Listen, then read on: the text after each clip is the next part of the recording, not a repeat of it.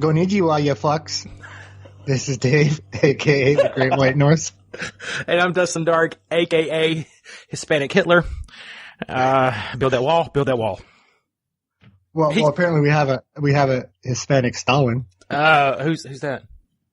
The new president of Mexico. Oh, fucking Christ, man. Yeah, he does seem a little, red, doesn't he? Yeah, I would say it's in his language, yes. In the way that he speaks, for sure. There's signs. Yeah, we're going to get into him quite a bit. Did you catch the whole thing with Trump and Elizabeth Warren with the whole DNA kit thing? I saw that today. You saw that? I want to read out the quote for people listening, just because I'm sorry, I love this. This is what gets him elected. I promise you I'll do this. I will take, those little ancestry kits they sell on television for $2. I'm going to get one of those little kits, and in the middle of the debate, when she proclaims that she is of Indian heritage because her mother said she has high cheekbones, that's her only evidence, that her mother said she has high cheekbones, we'll take the little kit and we'll slowly toss it out, hoping it doesn't hit her and injure her arm, even though it only weighs probably 2 ounces.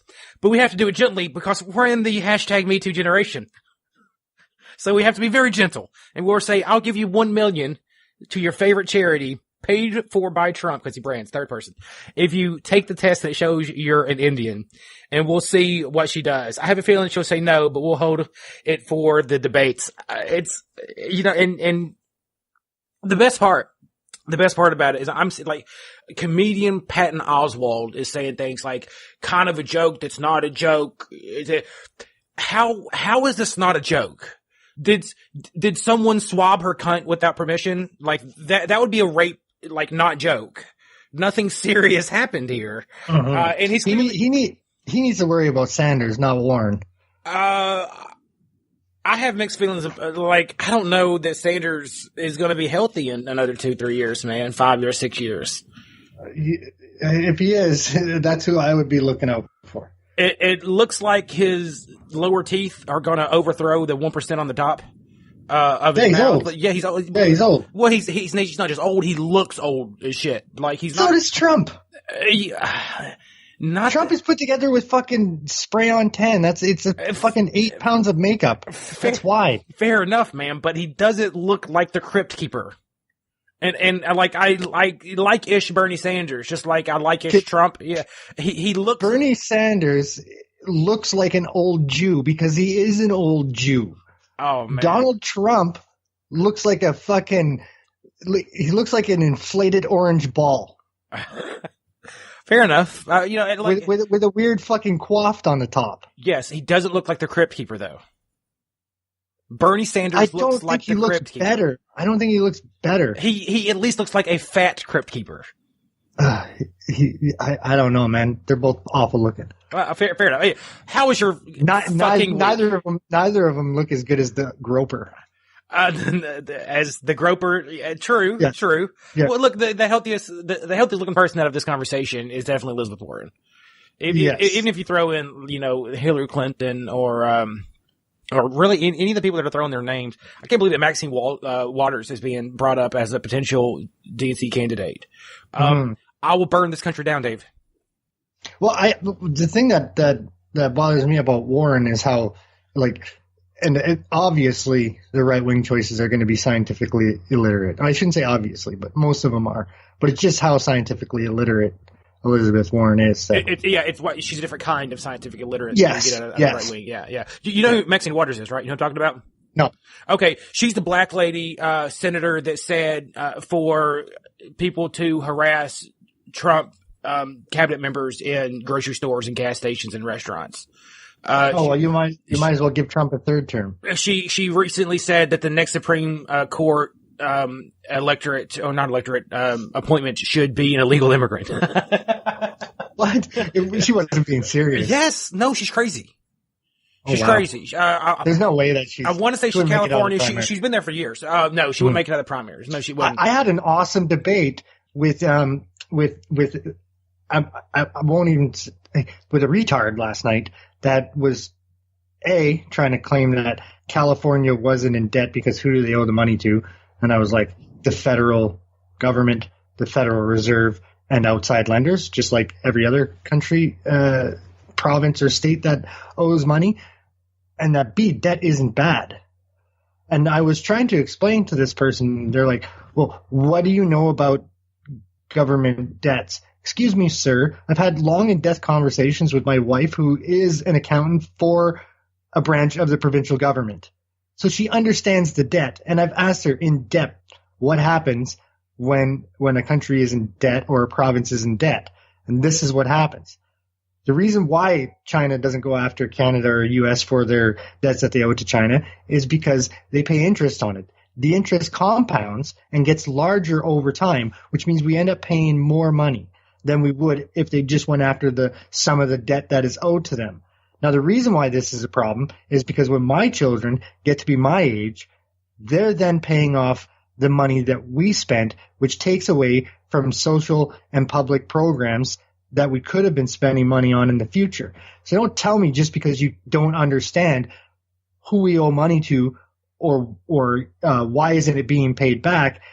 And the other question that he was like, just couldn't wrap his mind around was he was like, but every country's in debt in some way.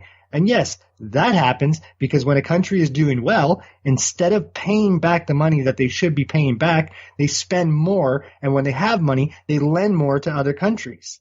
And it's just a perpetual, long-term paying off interest that is compounding and compounding and compounding instead of actually paying it down. It's a game. It's a game of grab ass. Yeah. Yeah. Yes. Yeah. All they do is pay interest, and fucking, I'm tired of people being okay with people, with countries and provinces and states and everybody being in debt. It's not okay. And I'm not even like super righty McRight face. I don't usually fucking vote on that shit, but man, when the debt's skyrocketing, it's not, your country's not doing well. Put it that way.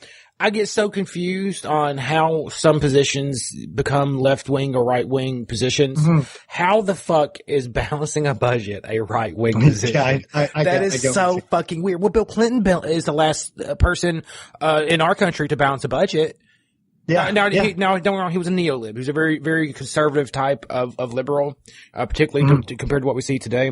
Mm-hmm. No, what this Cortez that was elected in New York, people are saying that she's the future of the Democratic Party, the DNC. They're making me nervous, man. There's a war going on, and it is the worst time to have a split left-wing party in the United States. But the neo-lib progressive divide that was exposed during 2016 is just widening. It's just widening. I kind of question the validity, not the validity, but validity. She is part of a group that calls themselves Democratic Socialists, the Democratic Socialist group, but she was able to run for the DNC. Am I getting that right? Yes. How does that work exactly? She, that's the thing. There's this new branch in the Democratic Party that the neo-libs can't push out, or they won't have numbers to compete during the midterms coming up.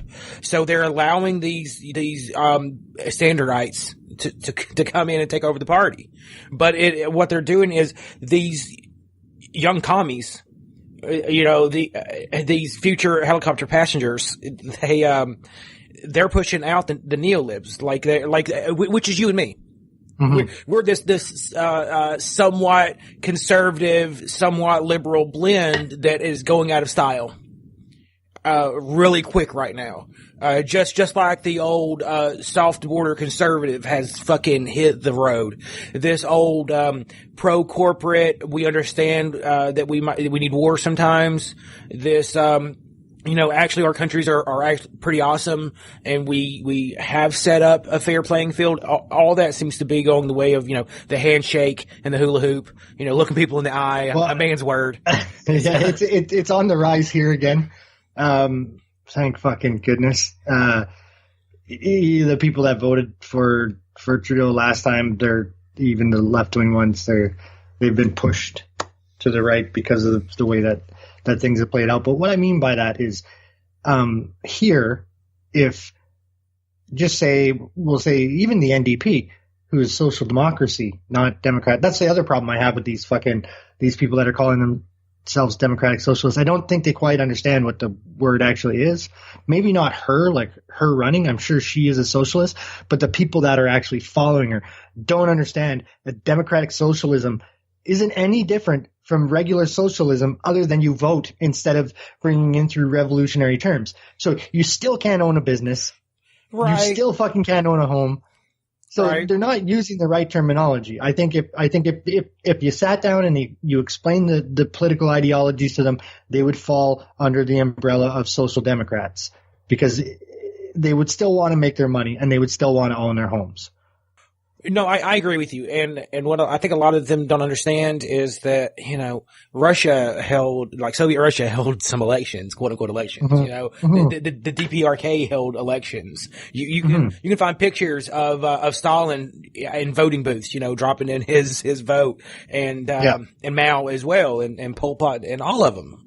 It's a farce. We're going to use the numbers now to take over. The people support us taking over. That's what it is. It's yes, exactly. Rather than we are a democracy with heavy social programs, with large safety nets. Yes. So go on. The other point I was going to make was that, like here, like I was saying, like even NDP or the Liberal Party, if they had a person that was running in one of their elections, and then they turned around and said, I'm a democratic socialist, which is not what the Democratic Party is about at all. They're capitalists through and through. The leader of the party would just kick them out, and they would have to run as an independent or whatever. Yeah, and what I'm saying is the Democrats need the numbers right now.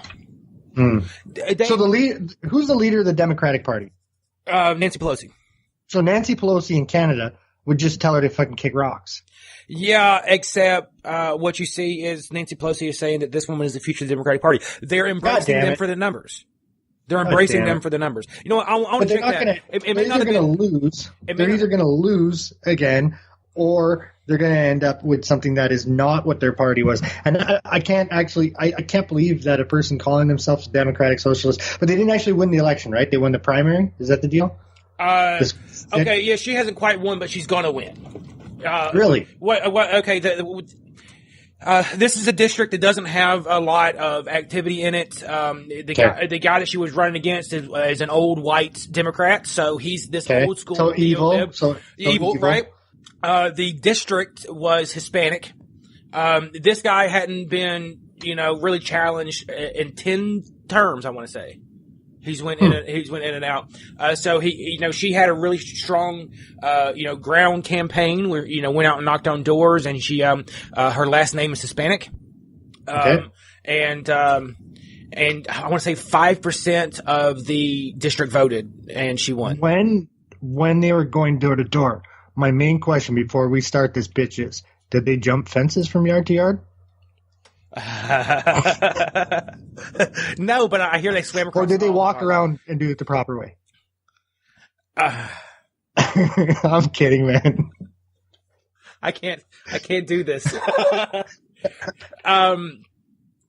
Yeah, okay. Tom Perez, the chair of the Democratic Party. Nancy Pelosi. Tom Perez? Hold on, because Pelosi is fucking something.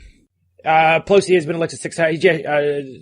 Co-founded the NC, veterans. Currently running for an open committee. Okay, she was. My bad. Tom Perez has replaced her, and he says that Alexandria Ocasio-Cortez is the quote future of our party.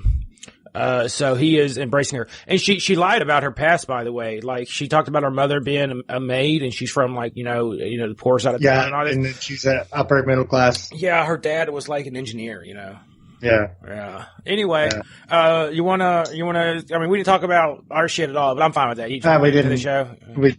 I don't fucking pretty standard bullshit. You bailed on your bike though. Why don't you tell us about that? Oh man, fuck you, dude. No, I just God, fuck you.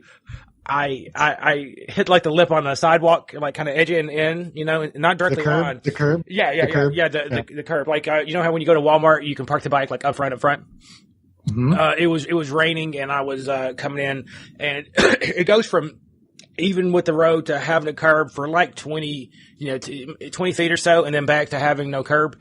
And I saw it right before I fucking hit it at like 5 degrees. You know what I mean? Instead of directly on, and it just kicked the bike out from under me, and I popped right back up. The best part is that there were people around that knew me and they saw me.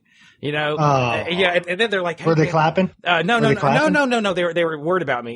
You know, like, hey, man, you need like a ride home in the rain. And I was like, well, the rain didn't knock me off. You know, like I hit the curb like a dumbass. That was 100% my fault. And this is actually a guy that's been talking to me about getting a bike. And I was like, if that fall makes you nervous, you know, cause I barely scraped my elbow. You know, I picked my bike right back up and put it where I wanted. It was just a whoopsie daisy. I got a good crash cage on it, so it didn't, or a crash bar. So it didn't damage it or anything. So. But I popped it up. And I just told him, if that fall bothers you, don't get a bike. Yeah. Because you're going to fall learning how to ride them. Anyway, go on. For sure. Yeah. I'll just say this. It has been fucking killer hot here. Yeah. Like, you guys are getting that heat wave too down there, right? Yeah. I mean, it's no worse than usual. Is it's particularly bad for you this year? Well, like, we had a record day on Canada Day. And then we had a record day Monday and Tuesday. But here's the thing. Not one person died. Yeah. Okay? Yeah.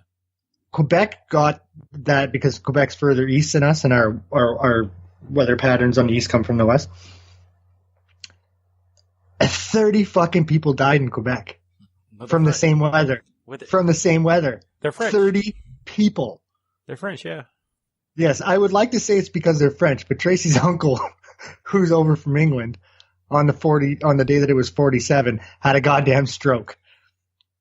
It's cold in the UK though, compared to here. They're not, you know, like accustomed to it, and they don't know how. And he's old. Yeah. Fair enough. That's all fair enough. Yeah. But 30 people in Quebec died over those couple days. 30 people because they're French, and they're from a different stock, and they're not really Canadian. That's all I'm going to say. Canadians don't die from the weather. Canadians don't die for the Quebecians do. Quebecians, fucking little France. Yeah, little foo-foos there. One more thing. I met a Jew. What? I not like one of these like I'm Jewish and you know they're like, you know, super white, they don't practice or anything. Was she a Jap? No. No. Do you know what a Jap is? What? Jewish American princess. Well, first of all, it was a man. Oh. I didn't mean I meant like to fuck, dude. I mean like well, you've been on Plenty of Fish, so I have been. No, I mean I did some work for him, right? And the guy tells me like right up front, like I'm Hebrew. Like doesn't say I'm Jewish, I'm Hebrew. It's super white dude. Okay. And he's got his little book that he's like reading obsessively and shit. I saw him before. Was he wearing all the black clothes and the fucking spiral hair? No. This is a white dude, and he told me he was adopted in. You know that he used to be Christian, he was adopted into the faith, which is how they do it. Okay. So we like while I'm doing work on his car, you know, and he doesn't know where anything is. He doesn't know how to get a spare tire out from under his car. He doesn't know where the tools to do that are stored at. He doesn't know how to nothing. So what you're telling me is that superhero men are women. Something like that. So I had to Google all of it for him, you know, and it has this giant van full of shit, and I really should have did the work, but I did. Seemed like a nice guy. And he's like preaching to me the whole time about his faith. And of course, I'm nothing but Christian schools, and I actually know a lot about, you know, the faith and. Yeah. And so I talked to him about it a good bit, and he's drawing Hebrew characters for me, and this is Abba, it means father, and all this shit, and you know. And actually there's quotes in the Bible about it. And the fucker tipped me more than the work for the vehicle was. Like, really? I got like, I don't know, 4 times what he paid for the work, he tipped me. Oh, wow. Yeah. And gave me this whole like, you know, in the day of the judgment, God said that he will remember when someone has helped a stranger, and you went, you know, really out of your way for me today, and you helped a stranger, and I just wanted to give you some money and gave me some cash. And I was like, fucking right. So Trump's fucked is what you're saying. So Trump's fucked. I don't know what. I don't know how that all connected, but okay. Well, he doesn't help strangers. He doesn't help strangers? Yeah. I mean, he's looking after his country, yeah. Or but what he thinks he is. I mean, it's all bullshit, Dave. Look, okay. Yeah. The guy tipped me because I knew about his religion, and I told him that my grandmother is part Jewish. Okay, that's why he fucking tipped me. He can give like whatever bullshit superstitious thing. You like me because I knew about your religion and I was respectful about it and I held a conversation. I bet he doesn't meet a lot of fucking goyim like myself that knows about his fucking religion. Well, I made that joke to him. He's like, "Oh, I'm Hebrew," and I was like, "Oh, I'm just a lowly goyim," you know.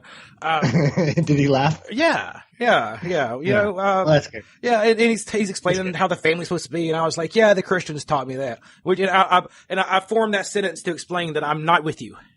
Mm-hmm. I'm not with you. I'm not with them, but I know what you're talking about. Yes. The Christians told me that too. Anyway, let's get into the show. Okay, sure. We'll be right back.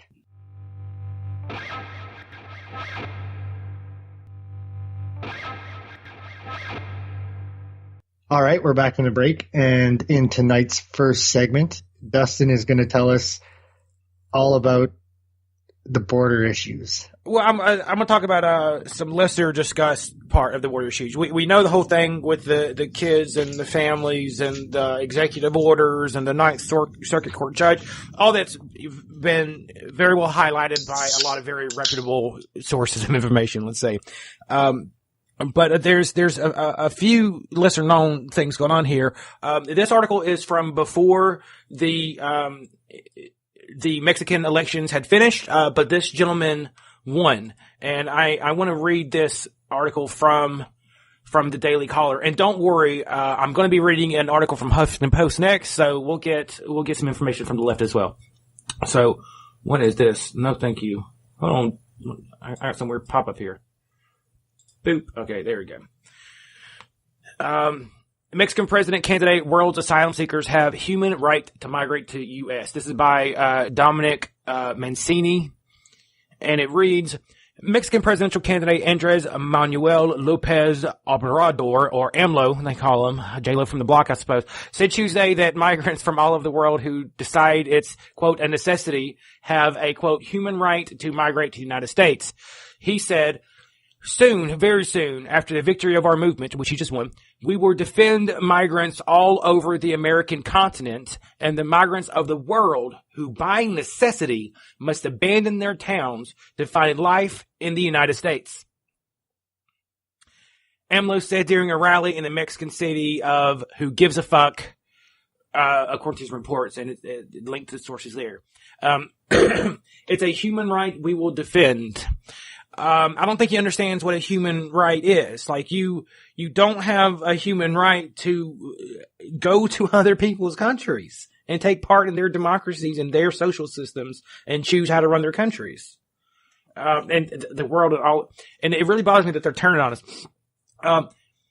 Obrador in April delivered a speech criticizing Trump and promising that Mexico will not become a, quote, piñata for any foreign government, Global News reports. Hey buddy, you're already a piñata to our Coke money. Okay?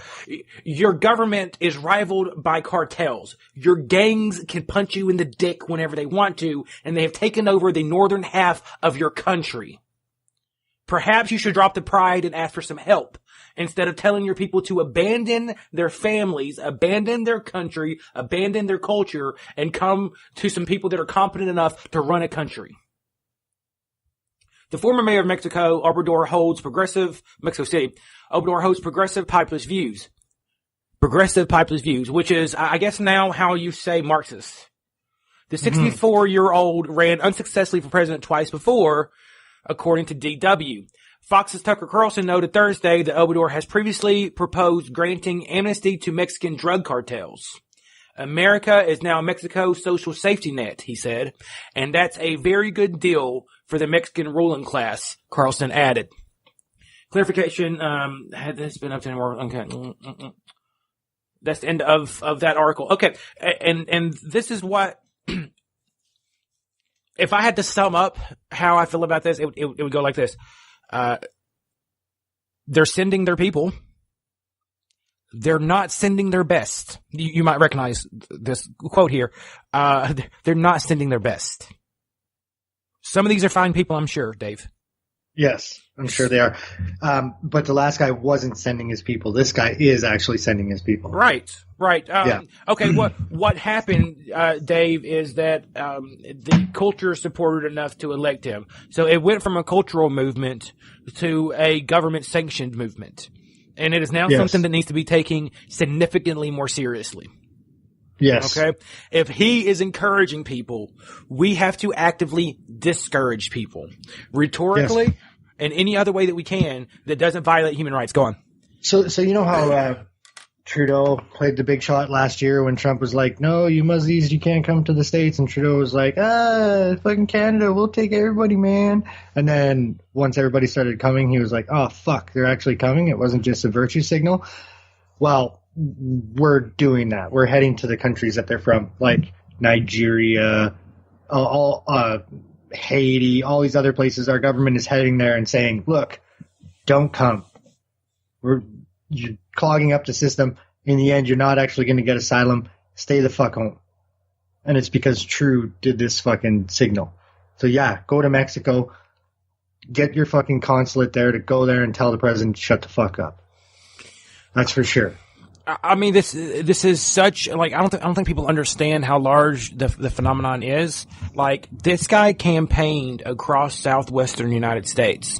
You know that? Did he really? He had campaign stops in Texas and Arizona and Southern California because there are enough Mexican citizens living there and they can vote abroad that it was worth the money to come here to get those votes. Yes. Okay. Well, I'm going to tell you that, what I found, after you told me what he had said about, that he said that it's they're right. And he didn't just say Mexicans. He said all the American continent and the world. Yes. And the world. Right. I thought, well, to be honest with you, I thought, could that be a misquote? So I went and I read his own words. And I didn't just read those. And I have a few thoughts. First, he's a left-wing populist. Mm-hmm. He says things that people want to hear. The second is, and no, I'm not saying that he's like those people or that he's going to fucking kill people or whatever, but he uses the same language that communists use. He is using a rhetoric that has led to genocide before. Genocide, yes. And I just want to give you a little backup on what I'm saying. It's not just the language either. It's the policies. He vows to renationalize the oil industry, communism, halt cooperation with U.S. immigration laws, give amnesty to drug dealers, boost farm subsidies, communist, and remove multinational investment in agriculture, protectionist economy, communism. Encourage mass migration by Mexicans to the States, disrupting a capitalist country, very communist, while using remittance from workers in the U.S. to fuel Mexican growth. There's a reason why he wants the Mexicans there. He wants the money to come back in to Mexico. Right. Well, that's what they've been doing the whole time. So okay. And here's the thing. With what's happened in Venezuela, and right now about half of people under 30 in Venezuela want to leave the country, and they are. They're flooding into surrounding countries, and it's starting to destabilize those countries. Okay?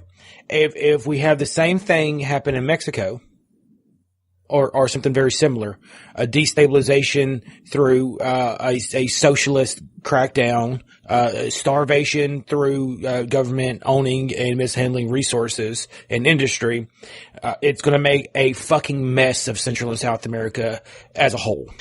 Yeah, well, the workers that work on the oil fields in Venezuela, who actually has massive oil stocks and should be doing just fine, stopped working because they stopped being fed. Yeah. You know what I mean? And like, you're insane if you think the country that's next to where Trump is, that he's not going to do anything about that. And I'm not talking about in a nice way. Oh, no. It came out, he asked, why can't I just invade Venezuela? That was a legit question Trump asked his top aides when they said, hey, Venezuela's turning into shit. And he's like, well, why can't we just invade it? You think if Mexico turns to shit, he's not just going to invade it? Well, step one is that we really have to secure the border. I really I've been wish-washy on the whole idea of an actual structure, but I think it sends a real serious signal. All right. And I don't like Dave. My country cannot find itself in the same position the EU is in. Yeah, of course. No, sir. No, sir. And I'll tell you what, you'll see the exact same thing happening where some states will be fucking fawning over getting them, and other states will be saying, you're not fucking sending any quotans here, and then the federal government is going to be punishing my cocksucking state because we're not going to take them, dude. We're not going to take them. Frankly, here's the thing. We need low income housing and low income work for our low income workers. All right. I've been homeless and had to compete with illegal immigrants before. You know what got me back on my feet, Dave? I had a lot of trouble from 2010 to 2012 finding steady work.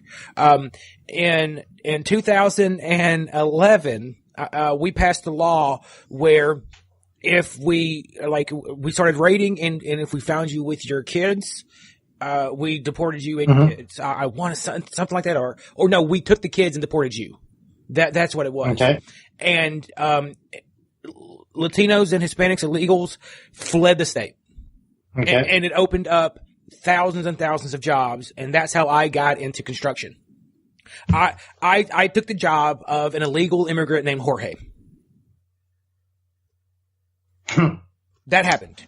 That's a real thing. And it's what got me back off the street and into steady housing and on the upward trajectory that got me to where I am now.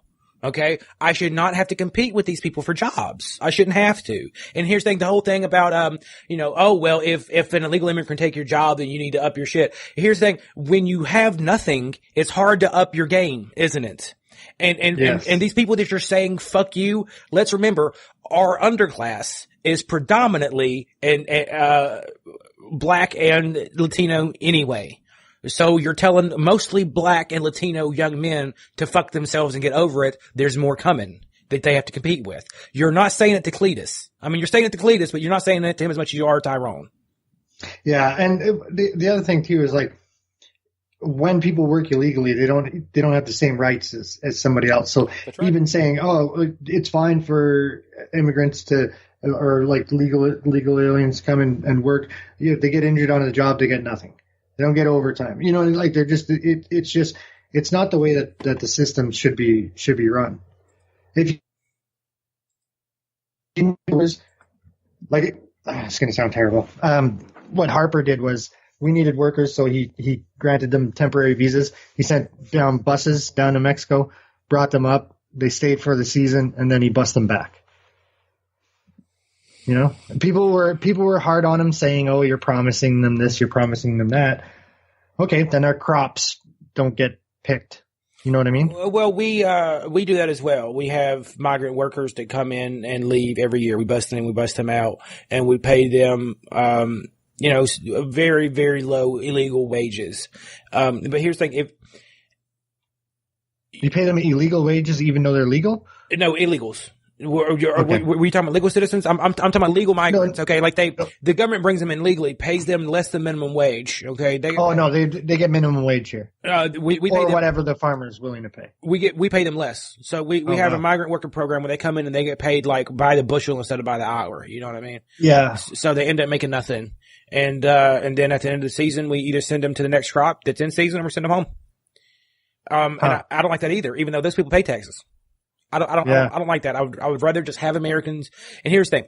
You see these reports that they have a lot of trouble finding people to replace them. You will have trouble finding people to replace them. Just like any time you have a business and you lose all your employees, it doesn't matter what it is, you're not going to get a skilled crew back in the next day.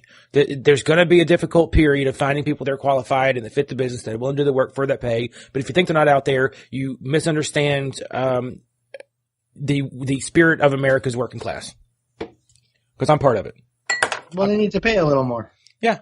They'd up the pay, and I'd pay a little more for my tomatoes, and that would be fucking okay. So the other end of this, but before we get too deep into the woods here, this journey that he is encouraging people to make, I'm going to read this. It's awesome. Post. Oh, it is just the best.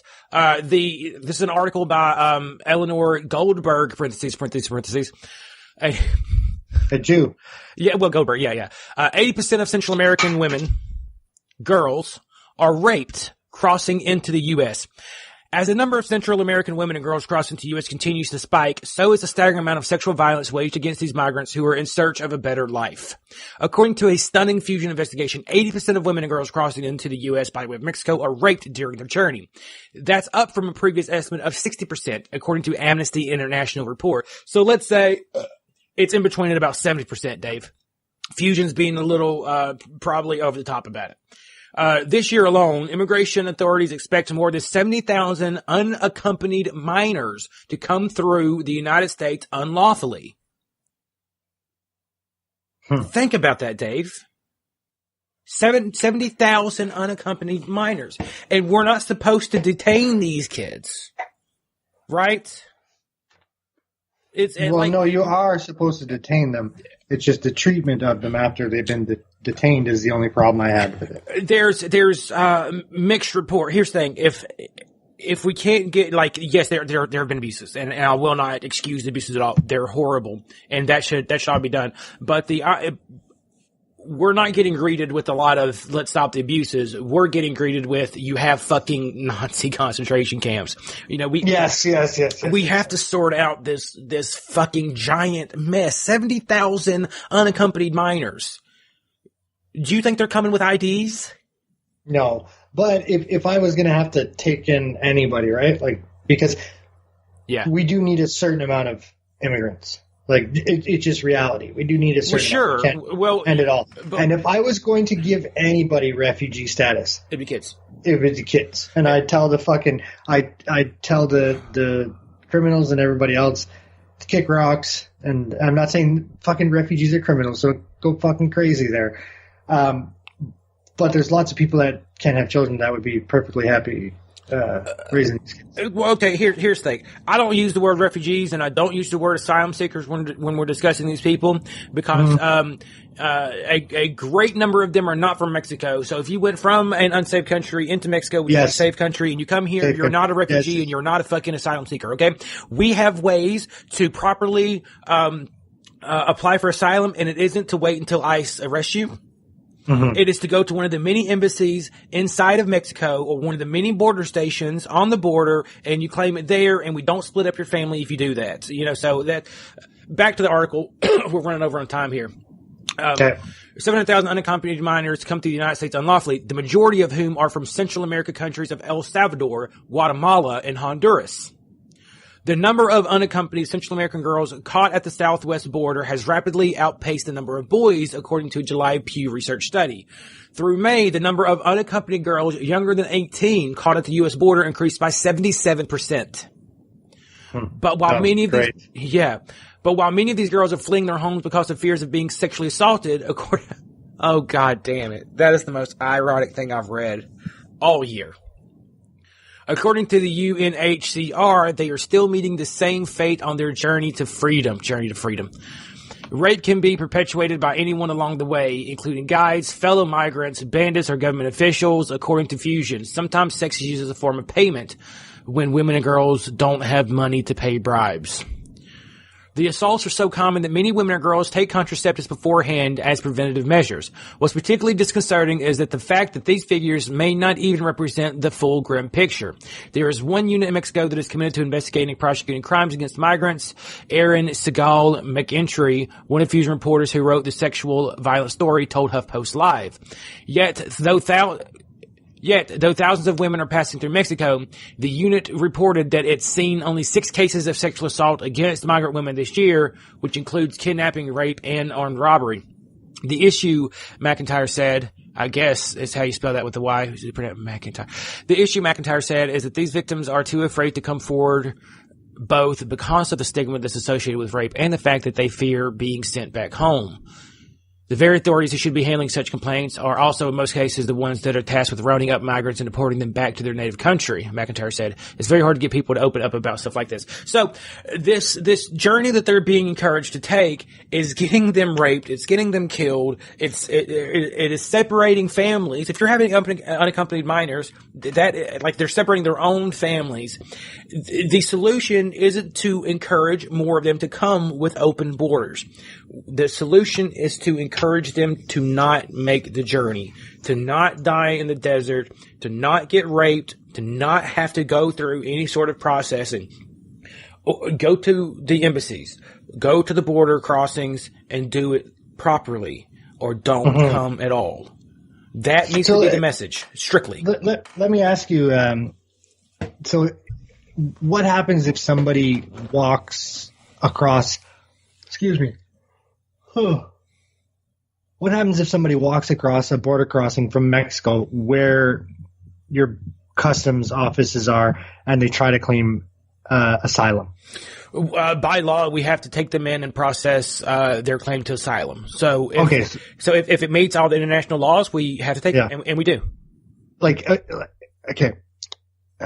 So here, the reason why we're in the mess that we're in is because of the laws between Canada and the United States. So if they cross at a border agency and they try to claim asylum in Canada from the United States, we can turn them back to the United States. But if they cross where there isn't a border crossing, then they claim status, then we have to hear their case. So would you not have that same third-party law from Mexico to the U.S.? Yes, we would. Yeah. So here's the thing. So the vast majority of these people are not coming from Mexico. They're coming from Honduras and El Salvador.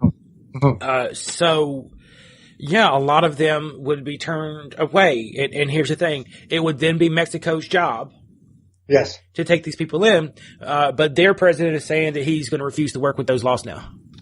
Well, I as much as, I don't really think NAFTA's falling apart for the U.S. and Canada. I just think negotiation tactics are out of control and Trump's a megalomaniac. But if that person is unwilling to work with the other two countries that are involved that are going to see the mass migration, because believe me, once they find out that Canada has free healthcare, they're going to march this way. Right. We won't be good enough soon. Yeah. Once they find out about our social welfare benefits and which I'll say that we have because we have a smaller population. I mean, if we had 350 million, we wouldn't be able to take care of it's not that we wouldn't be able to take care of it. It would be much harder to take care of the population the way that we do if we had 350 million. And we don't want 350 million. This is like one of the least densely populated countries on earth. Please don't come here. You guys can take them. You got a strong economy, Dave. Dustin, there's like 9 people to every mile. We like it that way. No. You look. You got to be like L.A. If you didn't know, Los Angeles and California has it all figured out, and we should all live like they live. They have more people in that one state than my entire country. There legitimately might be a small plague outbreak in Los Angeles. That's how bad the homeless problem has gotten there. While California is our richest state and the 7th largest economy in the world on its own, it has 5th now.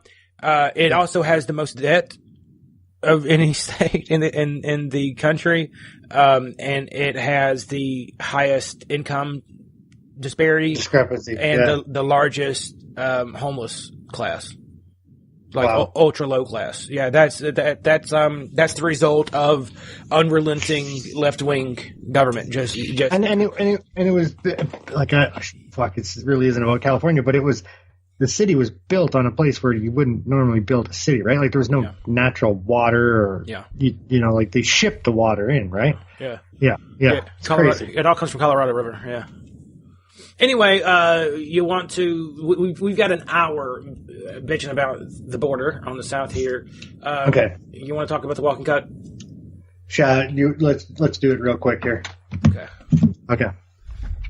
Let's take a break though. Okay. Before we do. Cool. Oh, let me end it. I guess. All right. So, what's the big solution for the border? No, I'm kidding. I'm gonna go take a piss. I'll be right back. Like honestly though, Dustin, I'm neither against nor am I for a wall. just purely on money, and I don't really think it's going to work in the way that, like, I don't think it's going to keep them out, is what I'm trying to say. But let me finish. But what I will say is, for anybody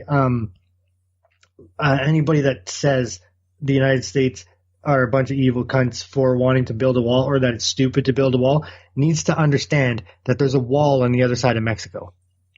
Yeah, and a big one. For serious parts of it, yeah. Okay, here's the thing, Dave. I'm not saying that a wall is going to be there's a wall and now they can't come. Right? That's not it. It's more about putting out the opposite rhetoric that Trudeau did a year ago.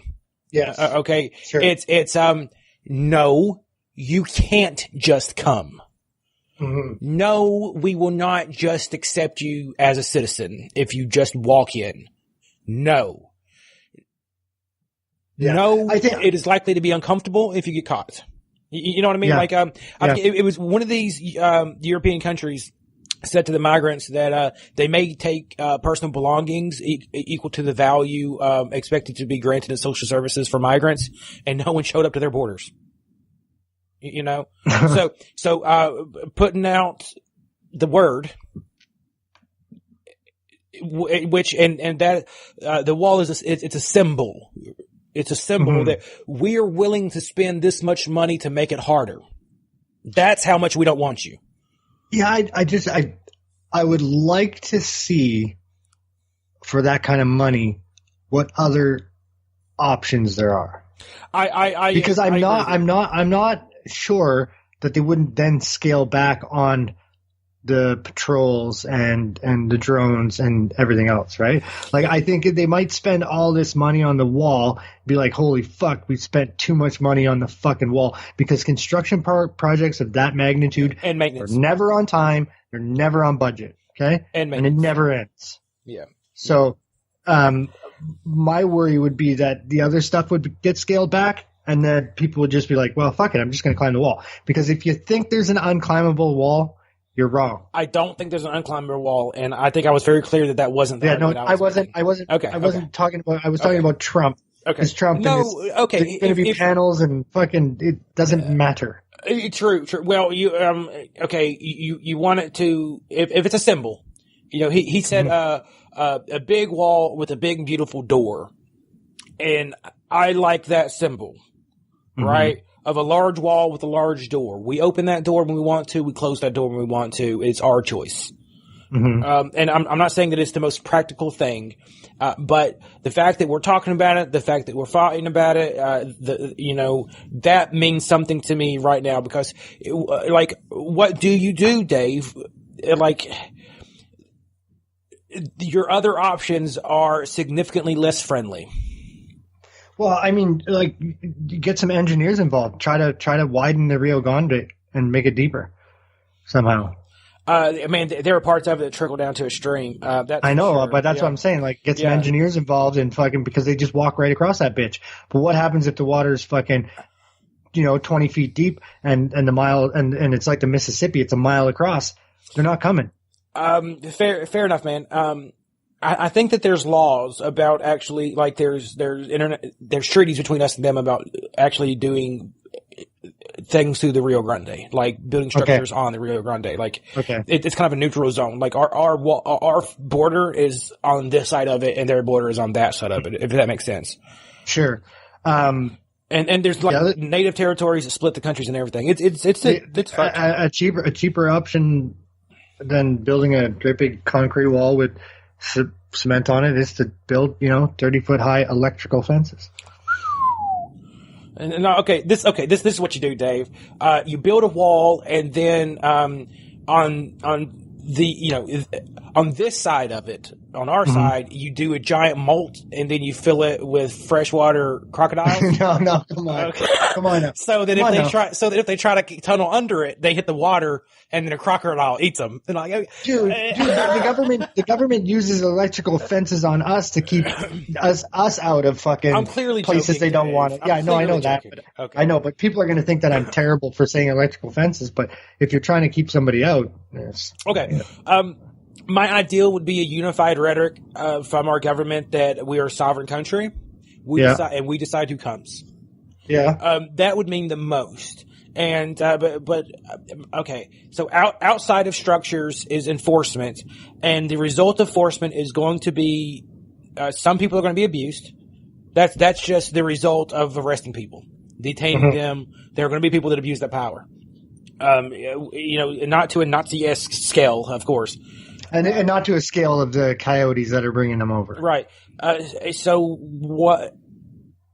It's either we build structures or we do more of what we're doing now that is causing all the international outcry. So and human rights abuses. Yeah. So we're really in a pickle here. We're between a rock and a hard place. Well, and the other thing too is I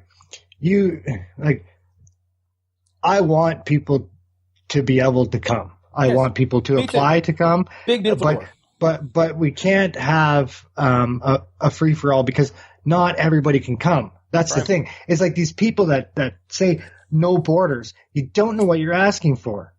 Mm-hmm. You don't know what you're asking for. Merkel did it, and now she legit has fucking camps. Damn right. Legit has camps that are shunned from her society of fucking filling with migrants. So look, there's an AIDS epidemic at the border. Mm-hmm. It's just gonna get worse, man. And I don't want human rights abuses. They can't just come in. I don't know what to do outside of actually them helping them legitimately fix their countries. Mm-hmm. Yeah, well, hey, that's a good option, man. But how do you do that? They could use a little bit of American might against the cartels. Yes. Legalizing drugs would stop a lot of the money flowing into the cartels. Yeah, go on. But you need to stamp out the political corruption in South America because that runs deep in every single country. Right. I mean, you can't go in there and force our style of democracy on them, but at the same time, if they're just going to keep coming, you have to do something. So you tell the leaders of the countries, pull your shit together, or sorry, but the next guy's going to get a crack at not being a corrupt dickhead. All right, man. In the segment, take your piss. Yeah. All right, take a piss. That's the second time we ended it. Okay, bye. Yeah.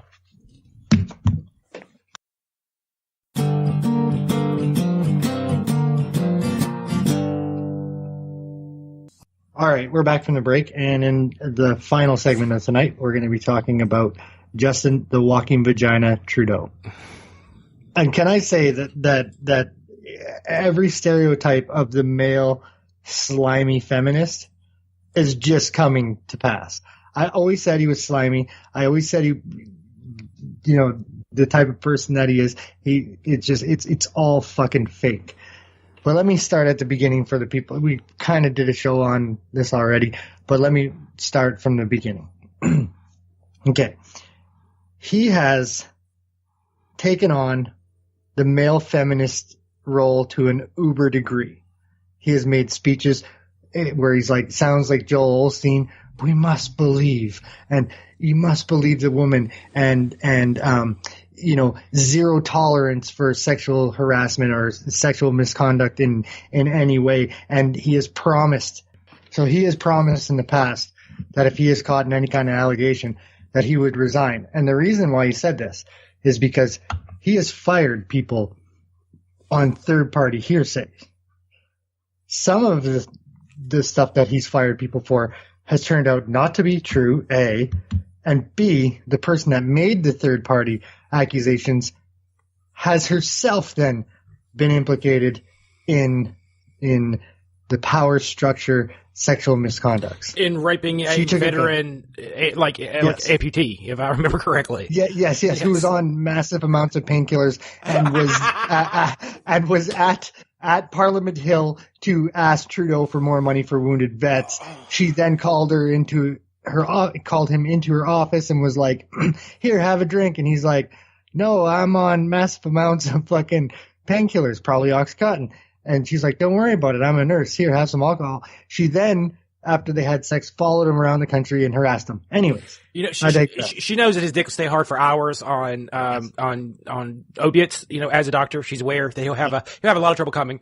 And she clearly has an amputee vet's kink. You know, how else do you see a man testify and say, I have to fuck that just from anyway, back to Trudeau. Back to Trudeau. So he's made all these fucking promises of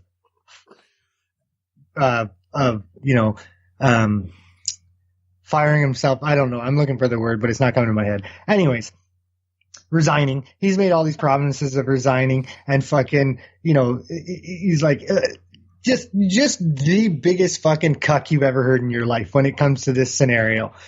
Anyways, about a month, maybe 6 weeks ago, these allegations from the year 2000 surfaced that he was at a music festival in Kokanee, British Columbia, and that he groped a journalist for a national newspaper.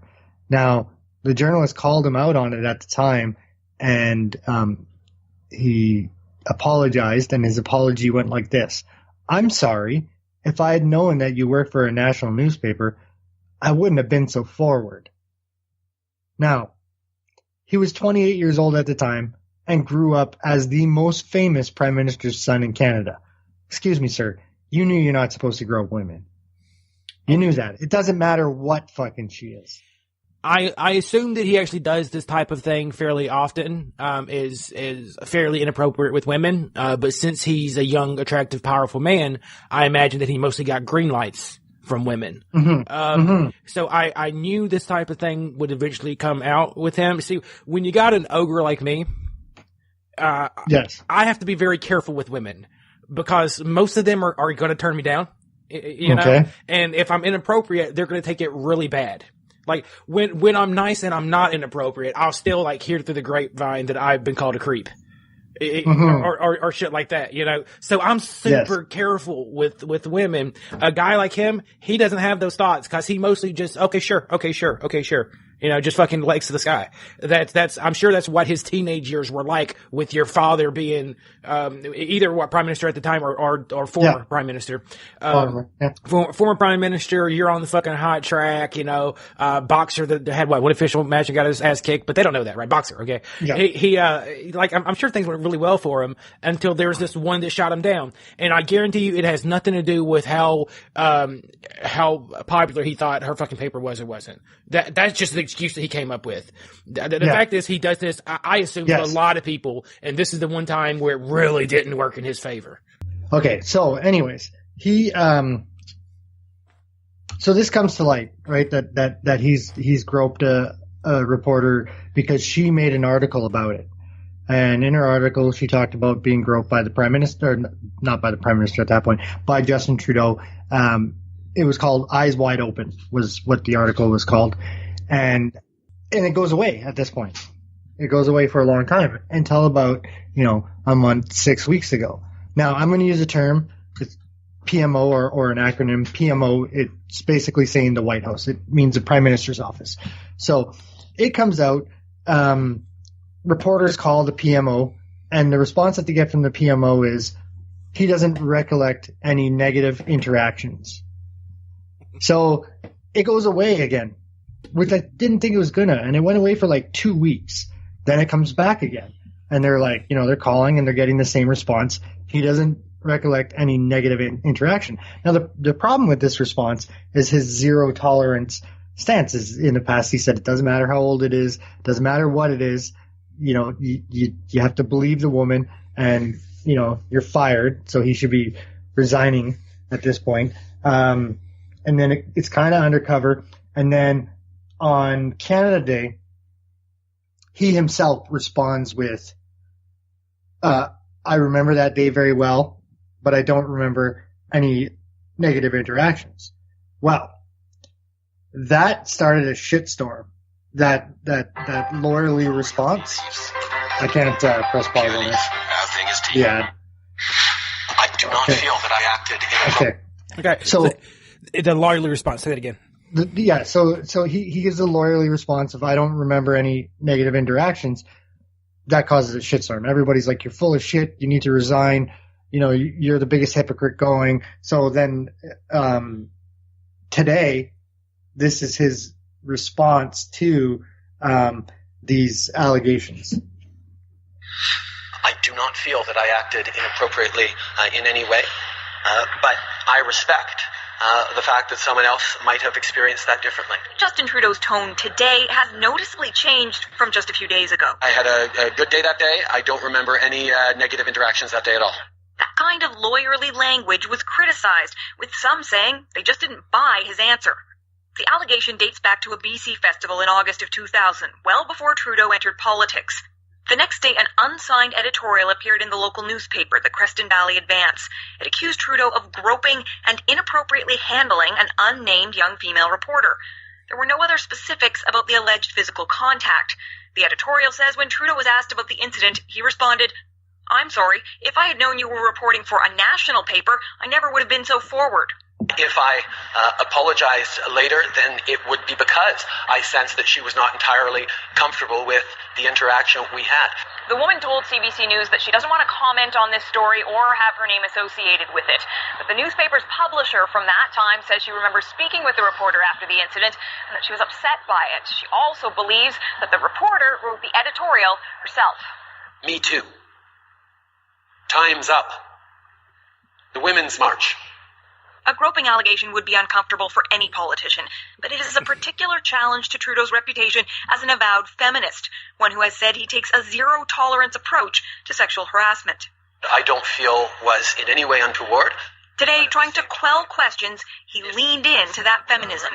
And I'll be blunt about it. Often a man experiences an interaction as being benign or not inappropriate, and a woman, particularly in a professional context, can experience it differently, and we have to respect that and reflect on that. Trudeau was asked twice today if he'd launch an investigation into his own behavior, just like he has for other MPs and staff facing allegations. He dodged both questions. He did say, though, he'd keep reflecting on how people can perceive an interaction differently. Catherine Cullen, CBC News, Ottawa. The utter hypocrisy. Just the bullshit that's streaming out of his fucking mouth, is angering as a citizen, of this country. He says there's zero tolerance and we must believe the women. Then he says that he doesn't believe there was a negative interaction. Mm. What the fuck? Hypocrisy aside, what I find interesting is the contradiction of the two statements that he's made about the event. The first one is over and over and over that I do not recall any negative, interactions. Then if I apologize. It is because I later was made aware that she had negative feelings. Okay, so you had the second half of that answer the entire time, and you purposely left it out. Why? Yes, because he's guilty. Because he's guilty, yeah. Now let me read you this. The woman who alleged Prime Minister Justin Trudeau touched her inappropriately some 2 decades ago, not quite 2 decades, issued a statement Friday saying the incident happened as described, but she now wants to be left alone. I issued this statement reluctantly in response to mounting media pressure to confirm that I was the reporter who was the subject of the Open Eyes editorial, published in Creston Valley Advance in August of 2000. Rose Knight, the former journalist, wrote. So they just outed her. The incident referred to in the editorial did occur, as reported. Mr. Trudeau did apologize the next day. I did not pursue the incident at that time and will not be pursuing the incident further. I have had no subsequent contact with Mr. Trudeau before or after he became Prime Minister. Knight, who said she has since left journalism, added she will not speak any further about the incident. If the debate continues, it will continue without me. Okay. Now that she said that, and he has said 100% we must believe the women, and he has promised to resign if allegations came out against him. Resign, motherfucker. Yeah. Like, legit resign. That really is it. Not only do I think he's lying, the hypocrisy is very delicious. And he dug this grave. He admitted that he did it in that language that he just said. Like, sometimes men have interactions with women and we don't perceive it as confident. Like, fuck off, man. Like, it's so, it's like, people like to say how bad Harper was. Well, you know, Justin Trudeau has been found guilty twice of unethical practices by our ethical commission, and now this. Show me where Harper had ever groped a woman or had been busted for unethical behavior while he was in office. You know what I mean? Like, Jesus Christ. And now here's the thing, like I just want to throw out my opinion on what he actually did here. Groping the lady, no, bad Justin. Here's the thing though.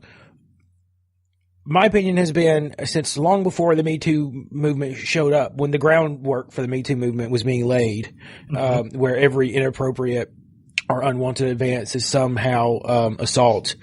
I don't think he's actually done anything much wrong here, unless, did she say no and he continued? But because maybe he got mixed signals, like I said, maybe he goes around, and that's how he typically gets women, and it goes before him. And this time he was just fucking denied, when in most time it's a perfectly acceptable thing for him to do with a lot of women. I personally don't feel like unless you got to give people leadway to make advances and to make clumsy advances. Like, do they not understand? Like, yes, but we don't know the severity of the groping. Like, no, I have never walked up to a woman and grabbed her between the legs, or just walked up and grabbed her ass or her tits. Nor do I know the detail of this. Right? We don't know the details of this. We don't know but it bothered her enough that she wrote an editorial about it the next day, right? Yeah, fair enough. And it made her uncomfortable enough that that she doesn't want to talk about it. Fair enough. Well, like I said earlier in this, I go out of my way to never be creepy or imposing or ever cross lines, and I still get called creepy and shit from time to time. So it's what's a man to do at this point? You're a married man, Dave. So you're not in the same situation that I am. It's all getting very difficult to navigate. But I don't think that you're going to find yourself in this situation though, because I don't think you're arrogant enough to believe that you can just do whatever you want. I think he was arrogant enough to believe that he could just grab whichever woman he wanted because he's uber famous in Canada, and and I know people don't like to talk about the power dynamic, but there is situations there is a power dynamic. I got you. It's the subjectivity of interactions, and the lack of detail makes it hard for me to outright condemn without knowing more. Right? Now, if he did something just like walk up behind her and grabbed her by her titty meat, then that is particularly atrocious. If he made some not exactly reciprocated advances and got a little handsy and was rebuffed and moved on, that's okay. For anybody other than Justin Trudeau, that's fine. But when you go on record and say that there is zero tolerance, and we must always believe. Yes. Okay. But like I said, I'm trying to remove the hypocrisy and just talk about what he did in that moment. And we don't know what he did, and he's blocking an investigation. He won't let an investigation happen. Well, the woman doesn't want to talk about it. So what? I know, but who else do you investigate? Okay. Yeah, I know, but the police could go and talk to her. She just doesn't want to talk to the media about it. Okay, fair enough. The blocking investigation is the most damning part. I'll give you that.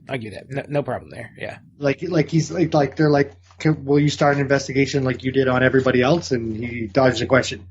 Yeah. Guilty. Resign. Now. Resign now. He's not going to fucking walking vagina. And the worst thing about this is that, not the worst thing about it, the worst thing about it is that a woman feels like she was sexually assaulted.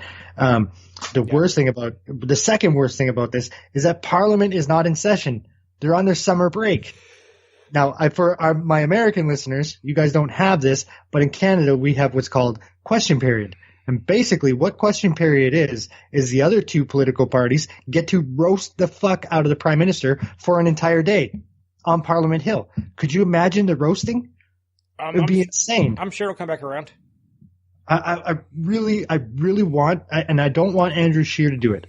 I want a conservative female MP to get up, the one that Trudeau's little fucking finance minister called a Neanderthal, even though she's not bad looking, called a Neanderthal because of her political conservative views. I want her to get up there, and I want her to blast them on feminism and treating a woman properly. If you were his literal political opponent, you wouldn't forget about this when time comes to challenge him again. Session, Parliament will be back in session September. So we just gotta wait a few months, my dude. Mm-hmm. Yeah. Before Game of Thrones comes back, we'll get some pre violence, some pre-Thrones political drama. Okay, and the same thing that you guys would be facing in the U.S. if Trump was impeached, if he ever was impeached. I'm not saying he's going to be, but if he was, you're looking at Jeff Sessions, right? Here, I don't exactly. Jeff Sessions, no, or not Jeff Sessions, Pence. There you go. Sorry, they're all the same. I don't know, but who I would like to see, because it would have to come from the Liberal Party, is Christy Freeland. She's a woman, but yeah, I'd like to see her as she wears the pants in that relationship. Anyways, she's basically taken on the duties of the deputy prime minister. She's the one that's been negotiating NAFTA. She's the one that's been going head to head with your Republicans, and she's pretty tough. Unlike Trudeau. Cool. Yeah. When you hear the reports Canada says they're going to fucking implement tariffs, it's her that gets on TV and tells you that the tariffs are coming. All right, man. That's it for this fucking week. Son of a bitch. Falling asleep now. I'm not falling asleep. I've taken a more relaxed stance, but I actually had like physical stance for those that aren't watching this, which is everyone but Dave. His dick is in his hand. He's looking at gay priest porn for some reason. I don't know why. Maybe he feels like a little boy again. Because it's the only thing that works at this point, Dave. Yes. It's the only thing that works at this point. Puke porn. Yeah, Brazilian fart porn. Oh, that's the best. Yeah. But seriously though, before we wrap this up, this is probably the biggest hypocrisy I've seen out of a Canadian politician. It's just so hypocritical. It's just so blatantly everybody else lives to this standard, but I get to grope. Oh yeah, this is anti-gay Republican getting caught blowing gays in airport bathrooms type of hypocrisy. The exact same thing. It is. Exact same thing. It is. Yeah, but even worse, because at least the blowjob was consensual. Right. It's the same hypocrisy, though, is my point. All right, man. It's been a nice conversation, I think, this week. Ed is off trying to fuck all the fish in Newfoundland. Kissing the cat. Yeah. And he put an extra step in catch and release, So we'll let you guys fill in that. So he fell for some bait, did he? Is that what you're trying to say? Yeah. In the show, before I make catfish jokes. Okay, let's go. Okay, that's it for this week. All right, later. All right.